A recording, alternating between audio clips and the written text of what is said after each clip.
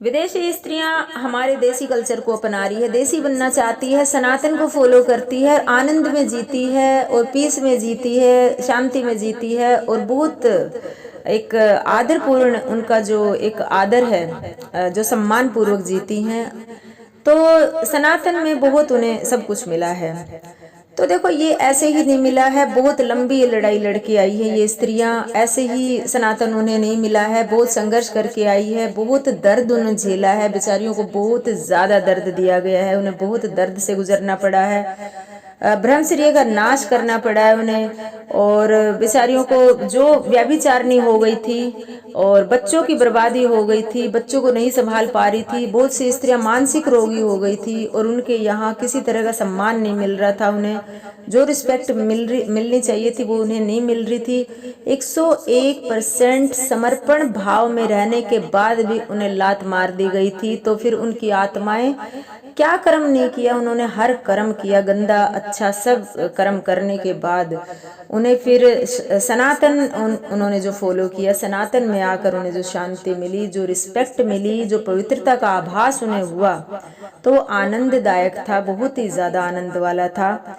तो ये कारण रहा है क्योंकि वहाँ के पुरुष छिछोरे थे, पुरुष छिछोरे थे क्योंकि वो अपनी बहन बेटियों को, अपनी माँ बहनों को, अपनी पत्नियों को संभालने लायक नहीं थे, अय्याश थे एक नंबर के, और भटके हुए थे और स्त्रियों की रिस्पेक्ट नहीं करते थे और हर स्त्री को वो गलत नजर से ही देखते थे। एक देह मात्र उन्होंने स्त्री को समझ लिया था, खाली एक देह समझकर वो बात करते थे। तो इस तरह से जो है ये विदेशी पुरुष सही नहीं थे, इस वजह से स्त्रियों की बर्बादी हुई है, परिवार बर्बाद हुए हैं, बच्चे बर्बाद हुए हैं। हमारे यहाँ के पुरुष, हमारे यहाँ के जो पुरुष है वो पुरुषार्थ में बहुत ऊंचे लेवल के हैं हमारे, इसलिए हमारे यहाँ की स्त्रियां पवित्र होती हैं, बच्चे बहुत हायर लेवल पर होते थे, देश के लिए लड़ते थे, घर के लिए, घर की इज्जत देखते थे। और जब पुरुष कमजोर पड़ जाता है तो स्त्री भी कहीं ना कहीं भटक जाती है, क्योंकि स्त्री का स्वभाव बेल की तरह है, उसे जिसका सहारा मिलता है, अच्छे का बुरे का, वो उसी से लिपट जाती है और बढ़ना शुरू कर देती है। तो स्त्री को एक अच्छा पुरुष मिल जाता है तो वो वहां भी बढ़ना शुरू हो जाती है और वहां पर अपना कार्य करना शुरू कर देती है, और खराब मिल जाता है तो वहां पर भी वो बढ़ती है, और उसको जब काट दिया जाता है तो बिखर जाती है, टूट जाती है। और इसलिए विदेशों में परिवार, तलाक, ये वो झंझट दुनिया भर के ज्यादा हुए हैं, लेकिन उन स्त्रियों को सनातन ने संभाला, श्री कृष्ण भगवान ने संभाला। जो कृष्ण जैसा पुरुष जिस स्त्री को मिलेगा तो वो उसके जीवन में क्या कमी रहेगी, जब भगवान कृष्ण की शरण में आने के बाद उन स्त्रियों के जीवन में कुछ कमी नहीं रह गई।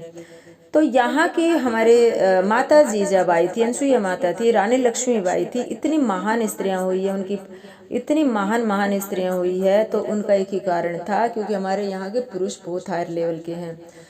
तो आजकल जो है आधुनिक बनने के चक्कर में जो स्त्रियां पश्चिमी सभ्यता को अपना रही, बुरी तरह बर्बाद होने वाली है, आने वाले टाइम में बहुत बुरी तरह बर्बाद होंगी। और जो मॉडर्न बनना चाहती है, चलो ठीक है भाई, परंपरा की गुत्थियों में मत उलझो, अपने आप को मॉडर्न रखो, कुछ भी करो, लेकिन कुछ अच्छे लक्ष्य तो निर्धारित करने चाहिए। इतना बुरा पाप कर रही है स्त्रियां, उनकी चेतना के स्तर गिरते जा रहे हैं, इतना ज्यादा लोभ लालच, ईर्ष्या द्वेष, क्या पाप नहीं है। पाप का दिमाग पर बहुत भयानक असर पड़ने वाला है आने वाले वक्त में, और वो पाप एक को नहीं पूरे परिवारों को खा जाएगा। और स्त्रियों को संभलना होगा कि अपनी पवित्रता, अपने हर चीज को बचा कर रखे, अपने अंदर प्रेम, करुणा, सहयोग, और अपने अंदर जितना सब्र संतोष बचाना होगा। सब्र संतोष बिल्कुल भी नहीं है स्त्रियों में। तो देखो ये जो स्त्रियां हैं होड़ कर रही हैं इंटरनेट, टीवी, मीडिया से देखकर, घटिया चीजों को देखकर, और कॉन्फिडेंट हो गई है कि नग्नता और अश्लीलता में तो बहुत आनंद है, कोई कुछ नहीं कह रहा है, लेकिन आने वाले टाइम में ये बीमार रहने लगेगी, मानसिक रोगी हो जाएंगी और हर तरह से तड़पेंगी, तब जाके फिर ये भगवान को ढूंढेंगी। उसके बाद इन्हें कुछ हाथ नहीं आएगा। भगवान भी नहीं अपनाते हैं गलत लोगों को, जिनके मन में प्रेम है, करुणा है, सब्र है, संतोष है, उन्हीं को अपनाते हैं, क्योंकि ये यूनिवर्स का, ब्रह्मांड का नियम है। और जो नियम बनाते हैं उन्होंने भी नियम को फॉलो किया है, इसलिए सत्य सनातन को आगे रखा जाता है। ये सत्य सनातन की शिक्षाएं हैं। लाइक, शेयर, कमेंट्स जरूर कीजिए। इस वीडियो में मेरा साथ देने के लिए तहे दिल से शुक्रिया। जय श्री कृष्ण।